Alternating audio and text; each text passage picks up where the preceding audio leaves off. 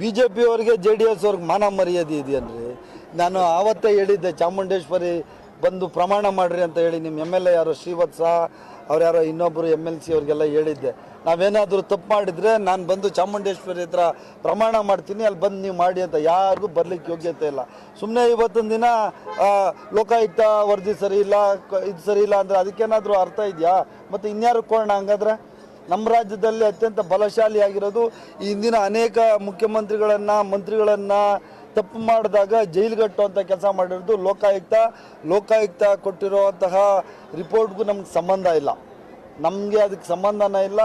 ಅವರು ಯಾವುದೇ ಪೂರ್ವಾಗ್ರಹ ಪೀಡಿತರಾಗಿ ಯಾವುದು ಕೆಲಸ ಮಾಡಲಿಲ್ಲ. ಅವರು ಏನು ಆ್ಯಕ್ಚುಯಲ್ಸ್ ಏನಿದೆ ಅದ್ರ ಬಗ್ಗೆ ಇನ್ವೆಸ್ಟಿಗೇಷನ್ ಮಾಡಿದ್ದಾರೆ, ಯಾವುದು ತಪ್ಕೊಂಡು ಬಂದಿಲ್ಲ, ಅದಕ್ಕೆ ರಿಪೋರ್ಟ್ ಹಾಕಿದ್ದಾರೆ. ಇನ್ಯಾವ್ದು ಹಂಗಾದ್ರೆ ಕಂಪ್ಲೇಂಟ್ ಮಾಡಿಬಿಟ್ಟಿದ್ರೆ ಅದು ಕರೆಕ್ಟ್ ಇತ್ತಾ?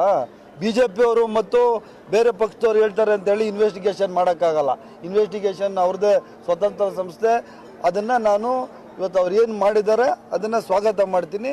ಎಲ್ಲ ನ್ಯಾಯ ನೀತಿ ಏನಿದೆ ಈ ರಾಜ್ಯದ ನಮ್ಮ ಸಂವಿಧಾನ ಏನಿದೆ, ಸಂವಿಧಾನದ ಪ್ರಕಾರ ನ್ಯಾಯ ಸಿಗ್ತದೆ.